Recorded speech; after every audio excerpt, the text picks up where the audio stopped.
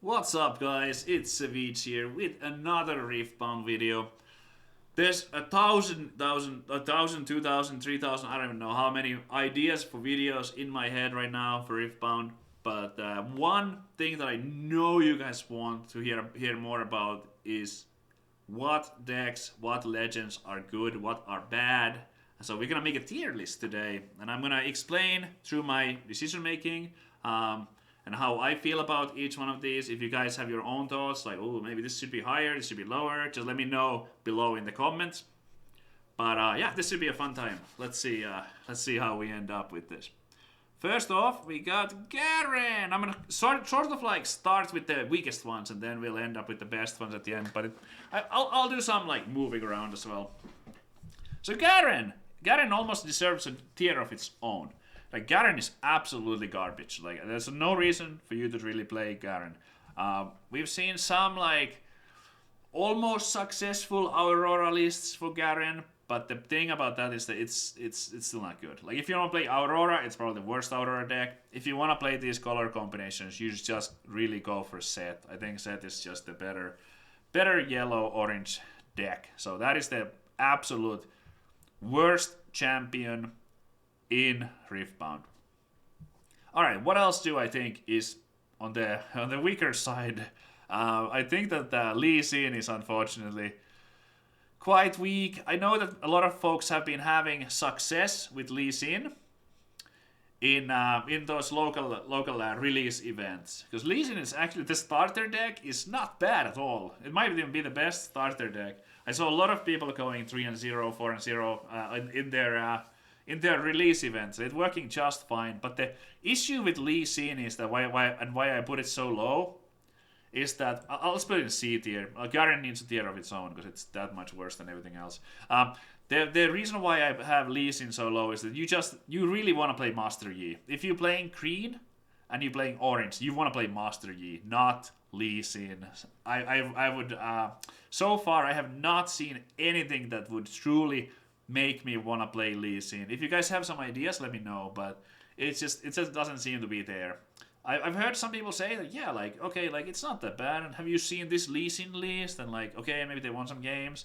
It's a cool champ, don't get me wrong, but we are talking sort of like competitiveness here, and I just don't think Lee Sin is competitive, and you always just want to play Yi instead. Alright, the next one, sort of on the same boat. I'm gonna go for Lux. Lux is also a lower tier champion. I would actually put the, like, if you go from like left one is like high C and then like, you know, low C. I think Lux is a little bit better than Lee Sin, but it runs into the same issue as Lee Sin with there's a different champion already that you rather play. So with blue and yellow, you already have Victor, and I think pretty much everyone would probably agree that Victor is just a better choice for a legend. Technically, since we are only in set 1 right now, there might be some legends that are not that great on their own, but they're the only way to play that color combination. For example, Leona. I'll talk more about Leona in the future.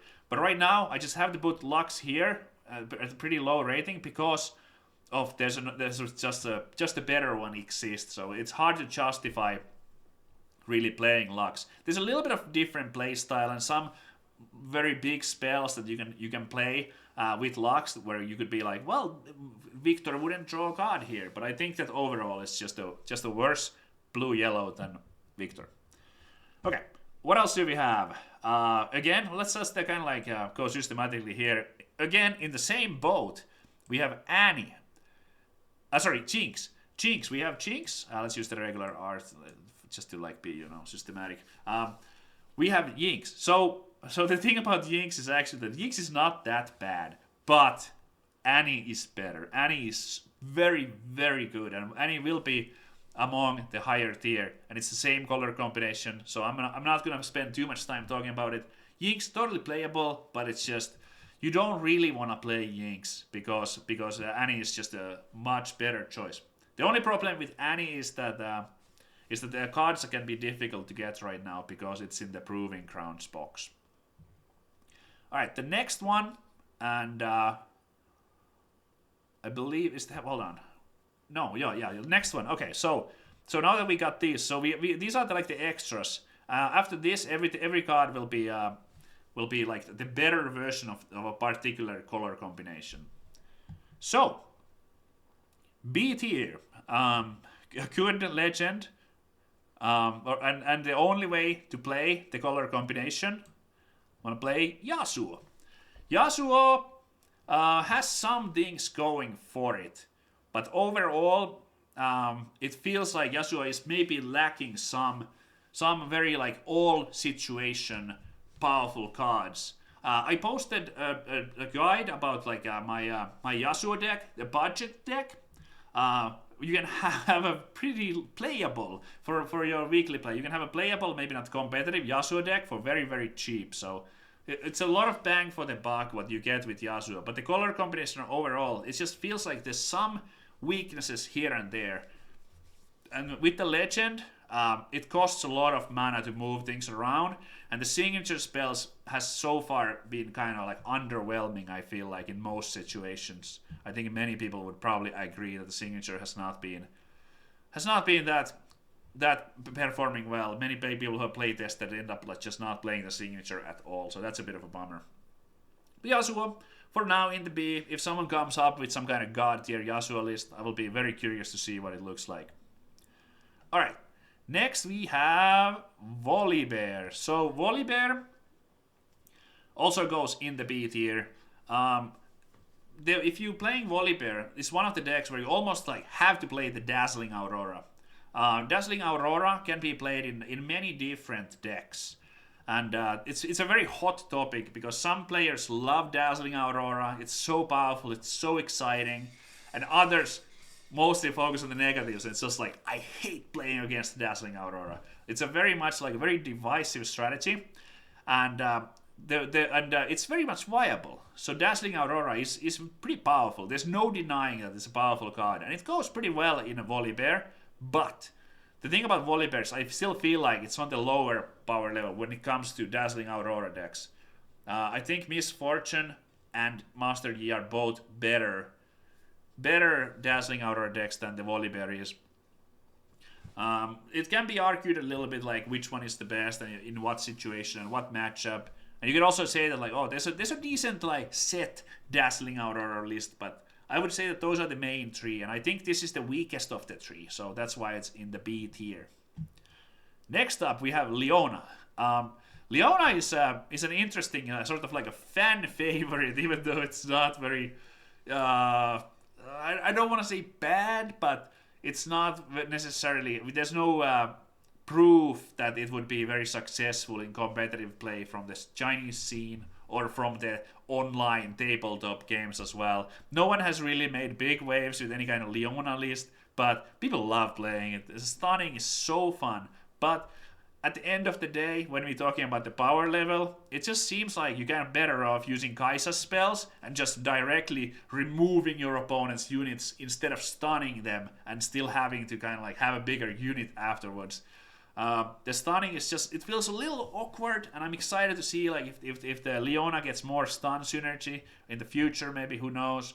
But right now, I think that it's impossible to put Leona above B tier. It is the only way to play green and yellow, so if a really good Leona deck list pops up, I wouldn't be like maybe it could be lift to A, but all of these three decks right now, I'm having trouble like see them go very much high up. But if someone like absolutely 10 out of 10 nails them, like maybe.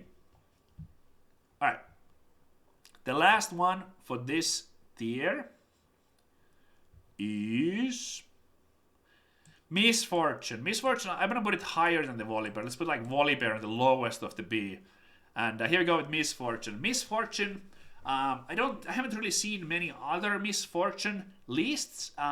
They both Misfortune and Yasuo play a little bit of the same type of style because of the purple color, where you're going like that. You're ganking, and you're moving around your units a lot. But Misfortune in that playstyle right now has not really found its place. Mostly so far, it has been the Dazzling Aurora version of Misfortune that players love. It's an absolute fan favorite. There's a lot of players who really enjoy playing it and keep cooking with it, and I think there's a lot of really exciting lists, and I think it's totally playable. But when it comes to competitiveness, I don't think it's quite there. I don't know if it's quite there. Maybe in the future with some new cards, maybe there's something that's missing, or maybe it will get better. Who knows? But it is an exciting champion to play, just like Yasuo. These are all very fun in my view to play, all four. But I have a tough time. Like someone needs to really like have a good result with any of these champions. We have not seen anyone have any amazing results with these to get them the boost and the optimized deck list that would really like encourage like, you know, and justify moving these to tier A. None of these 4 decks have really had big success anywhere. Alright. So, moving on, let's go to the A tier. I'm gonna start with what I think is maybe the lowest on A tier. Victor. Some might even argue that Victor does not really belong in A tier, or like because we have seen Victor early on Tabletop Simulator was one of the fan favorites, one of the most played legends, and players were also having success with it. But as time went on and more players started playing better and better Kaisa lists more and more often, Kaisa and Master Yi sort of pushed Victor down. In particular, the Kaisa matchup just has been very like hurtful, and it just doesn't seem to be that Victor is doing that well in it. But there's a lot of really good tools to work with. The legend power at 1 energy is very powerful. If you're starting the game with 3 runes, you play a 2 energy unit, you make a token. There's just so much to do. You can start pressuring both battlefields immediately against Aurora decks, and the removal from the blue and for the yellow is just like exceptional. There's a lot of really great removal cards. Hidden Blade. You also have a lot of strong finishers in form of Hidden Stratagem and the Thousand Tail Watcher. But yeah, I am going to put it in the lowest of A. Not because Victor is bad, it just feels like it's very badly positioned in the meta right now. Alright, next up we have... I wonder which one should we do. I'm going to do Darius. Let's do Darius. So Darius is quite powerful. The way to play Darius right now, the best version of Darius is the baited hook Darius, where you play Draven, Vanguard captains to make tokens, and then you use your baited hook to gain extra value. Darius is incredibly powerful when you have your baited hook. The reason why Darius has been sort of like is unable to break S and is a little bit lower on the A tier for me is because if you do not draw your baited hook, it is very easy to run out of cards and run out of value, and in a long game your opponent will gain the upper hand and you don't have any cards remaining if you can't close out the game quickly. But when you do get your baited hook, oh boy, if you get some good hits with it, it's a blast. And it's a very fun deck to play and totally viable, absolutely powerful deck. Next up, we have Set. I was like close to like, which one are we doing? Because they're playing a little bit similar. We're just doing a little bit like you're doing this like mid-rangey like brawl type of strategy. Set was very, very popular on early tabletop simulator games, but now it's been falling off a little bit. And in the Chinese scene, we haven't really seen much Set in the tournaments or succeeding very well. But I think it's still like, in comparison to the B tier decks, like I refuse to put Set in B tier. Mainly because the legend power is just so incredibly powerful. Saving your buffed units is so valuable, and just the whole Set engine and like the buffs, everything. If you play Monastery of Hirana as your battlefield, like it is just so strong. The signature spell, also not just the legend, but the signature spell, Showstopper, could very well be the best signature spell in the game. There's some cards that feel like on the commons and uncommons that due to the color combination somehow to me feels like it's just not that great. Like you have to play some kind of mediocre 2s and 3s and so on. But like the legend, the signature, and there's some good rares as well. Like Kiana is an excellent rare to play. But it just feels like it's not like fully there. But definitely a good deck. And I would not be surprised if someone just like perfected a set and then ended up having some kind of maybe tech choices that do well against Kaisa in particular and end up even taking a big tournament. Set, strong A tier. Alright, next up we have Timo. Captain Timo on duty. Timo is a weird one. I feel like there's a lot of potential there, but it's just very much unrealized so far. I see a lot of different Timo lists, and they're all having some success. But no one has truly nailed the exact composition of a strong Timo deck so far, from what I've seen. I'm just waiting. I've been trying to cook it myself, just like try to make a Timo list, and it often ends up looking better on the paper than it plays out. And I'm just like, oh, I'm actually not getting that many wins after all. But I'm still just convinced that there's something there. The latest iterations from the Chinese scene with Dr. Mundos, multiple Dr. Mundos, have been really, really like just wrecking. So some kind of Dr. Mundo, Ride the Wind, sort of control style, like a slower control style. I think there's something there, and maybe the aggro versions that we have also seen, where you just have like maximum amount of hidden cards, and you just go really fast and try to hide a lot of cards and play for like tempo. I feel like that's just not cutting it. I feel like the fast and aggressive Timo lists are just not there. I think that it's not strong enough to close out games against some more efficient decks like Kaisa, for example.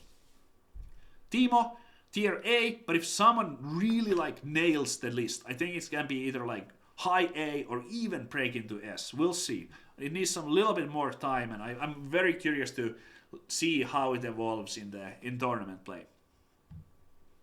All right, next one we don't have many more, but here we go, is Ari. I've seen some really banger Ari lists lately. It's a very strong deck. We've seen player named PewQ in particular just have a lot of success online. There's some other players who have also been playing it.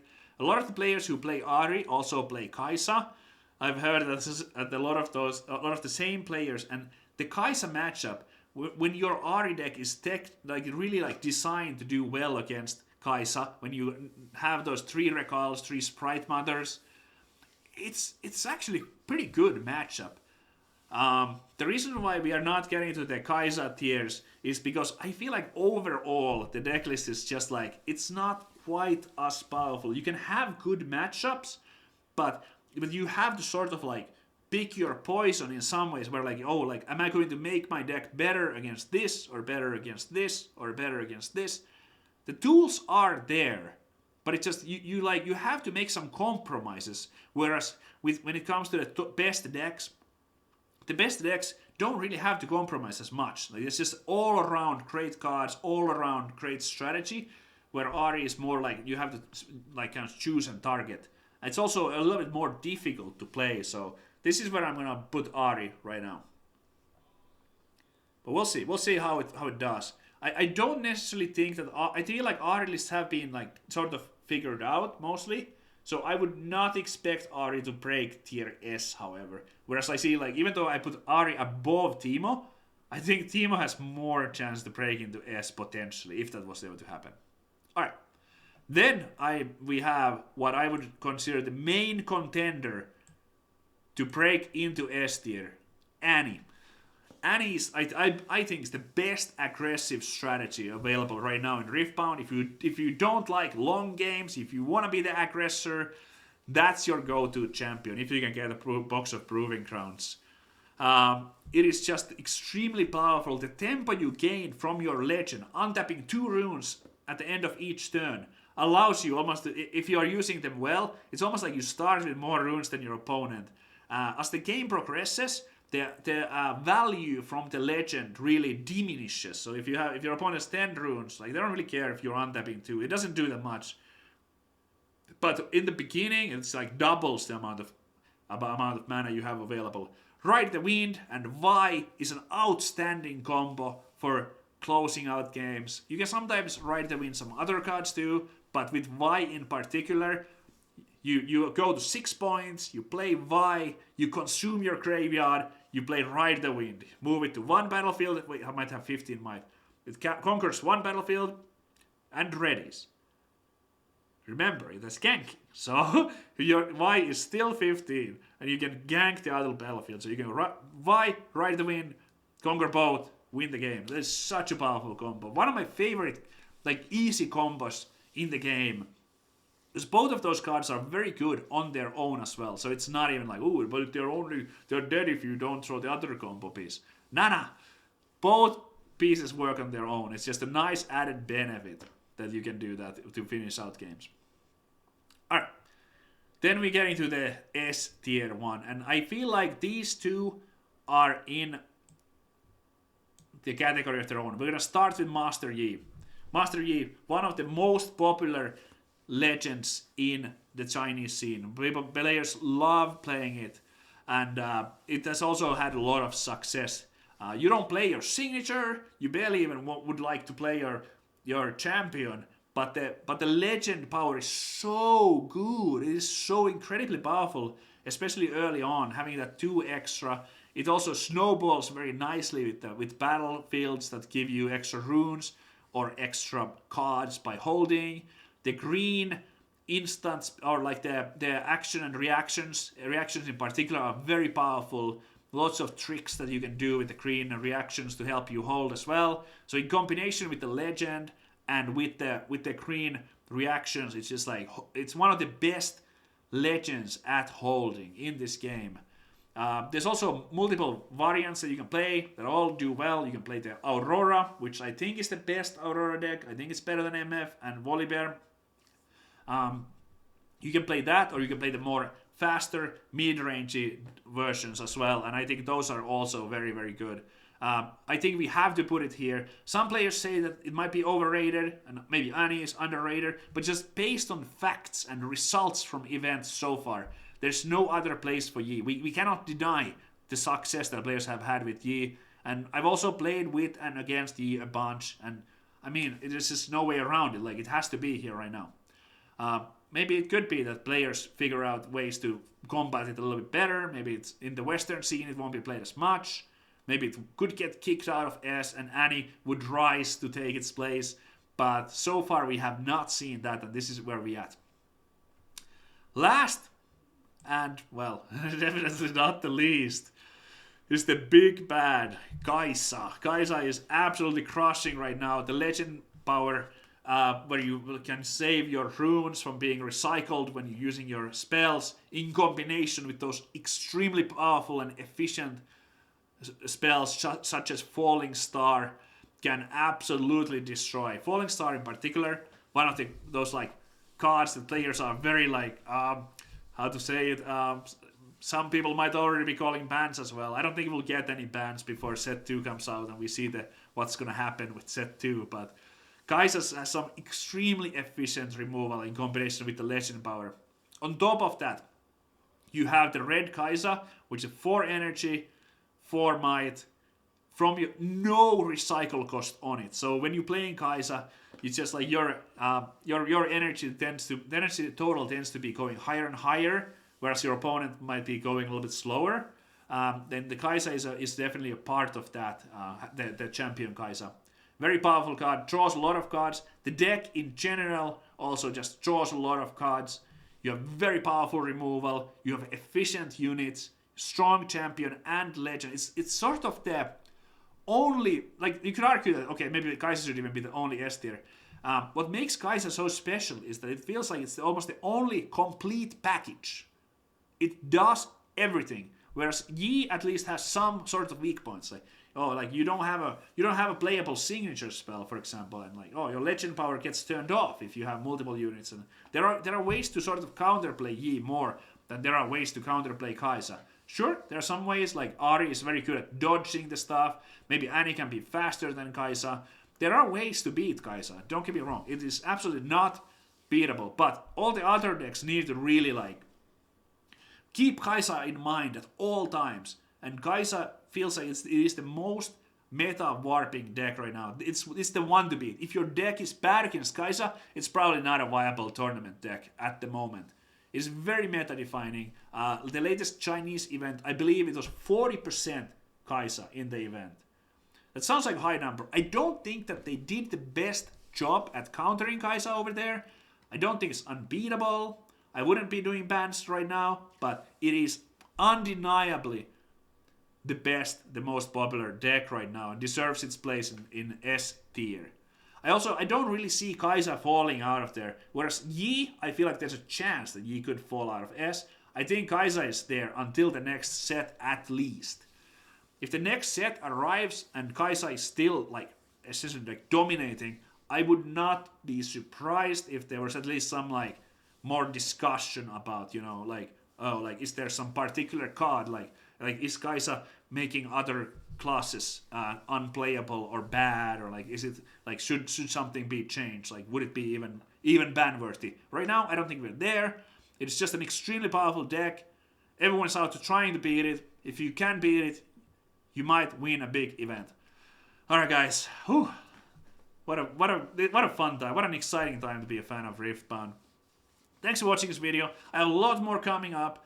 I have live streams as well. I'm doing live streaming on Twitch and on YouTube on this channel from 10 a.m. to 2 p.m. Pacific on most days, not every day. Today I had some technical difficulties. Sorry for the notification spam. I didn't leave those videos up, but yeah. Thanks for watching and enjoy Riftbound.